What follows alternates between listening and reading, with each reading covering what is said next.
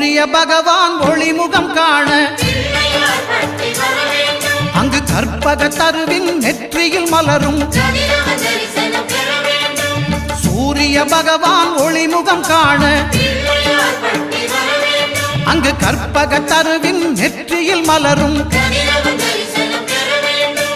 இருளை விலக்கி உலகை எழுப்பும் ஞாயிறு அங்கே குடியிருப்பான் அவன் ஆனை முகத்தனின் அடியவர் மனத்தில் ஒளியாய் வந்து கொலுவிருப்பான்